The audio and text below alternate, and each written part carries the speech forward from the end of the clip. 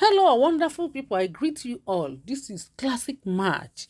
Please, I came to show you the name of the university in USA granting people scholarship to come and study free of charge, especially those who want to study nursing. Do you want to study nursing? This video is for you. Please remove the mentality that women are meant to study nursing. No, in Western world, majority of nursing they are men and they are benefiting a lot from it. If you allow only your wife to study nurse, when she graduated, she will be doing shakara for you, so you will be regretting. So join the women, remove that African mentality. Then before this video finishes, you will see the link. I will show you how to apply. So if interest you, say interesting. But if you are interested, say you are interested. Or you can say good, fine, beautiful. Or you say cool or nice.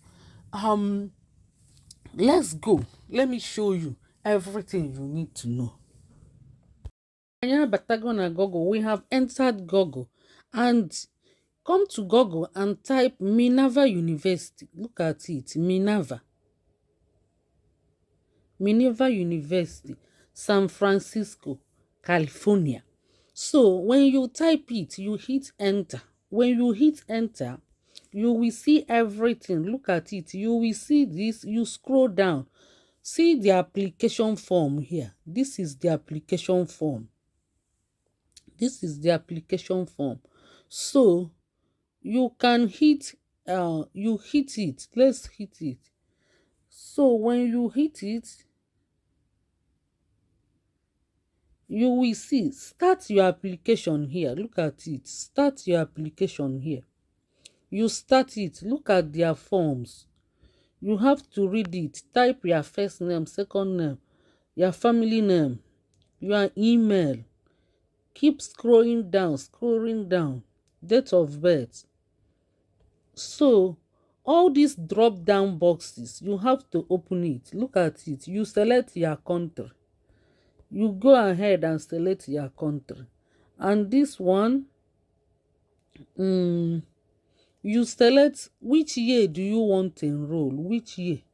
Select it. Then keep scrolling down. Check every buttons. Check every buttons. So how did you learn about us? You click this drop down button. Keep clicking all the drop down buttons. If real, ikwuo ka isi wee fụfa. So iwepụkwa ị na-scroll down.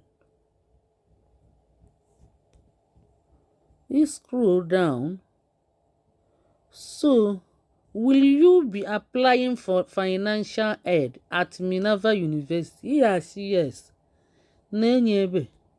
If for this question ebe, will you be applying? Will you be applying for financial aid at Minerva University? Yes. You know about that. You check all the terms and conditions. You submit here. You submit here. Icheziel fa ya reply gị. Ịghọtago. So anyị nọ na application. Anyị esigo na application for Nadia. Sorry. Chekwelo. Nadia main web page. Nadia main web page. Ifru ya. Ịchọ isi ebe a chọọ ọnya. Ifru direction. Na website fa. Their website. I click ebe a kita obulu gị gaa na their website. I gụọ more about them. Direction maka ndị chọọ ịga. Nke a bụ call. Even o mechi for today. Open 8 a.m. on Monday. Ọ ya emepekwa ọzọ maka taa bụ weekend. Ifru ya. So ị na-agbada na ifru nọmba fakwa sef. So ị chọọ ka ị gụọ onye ọfụma.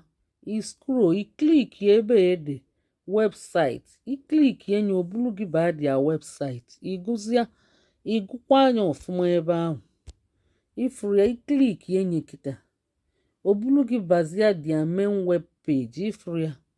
Ifugo na ọ batago. I click ye triple dot a kita. Ifuru ya. I click ye ya kita.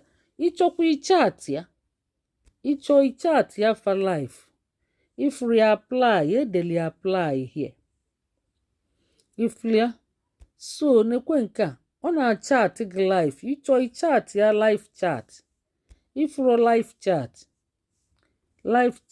ịchọ ichat ya life chat so ịchọrọ ichat life chat iklik ye triple dot a na triple dot a 2 dot ka ọ dị ebe ahụ amin iklik yenye na ifuchazie ọtụtụ ihe about them nya every drop button iklik yenye edekwala ọzọ apply fa na-achọ student ifuru ya so America bụ ezigbo obodo ịghọtago so fa na-achọ mmadụ especially ndị ga-agụ nọọsịn ka fa chọọ isponsọ ịghọtago so ịpụọ iklik ye cross up kwa iklik yenye igụọ mọ ifuru ya igụọ mọ about them ne life chat ịchọ ime life chat San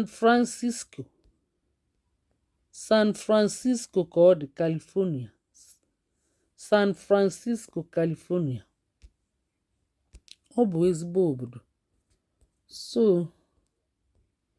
ịgụchazi anya ọfụma ịmazialụ ma ị ga-eje ma ịyala eje ngwanụ ndewonu ndị be anyị ka emesịanụ ka ọ dị na mgbe ọzọ unu n'anya unu ga-afụ link ya ifuru ya Minerva University na link ya ịtaipụnyecha enye ịkwụọ enter obulu gị ba ma ọ bụ ide so Minerva University San Francisco California idenye ị na-edeli ọpụta ma ọ bụ ịtaipụnye ihe a ede na blue nke a na https idenye idecha enye ịkwụọ enter obulu gị ba direct ndewonu ka emesịa na ya gazie ise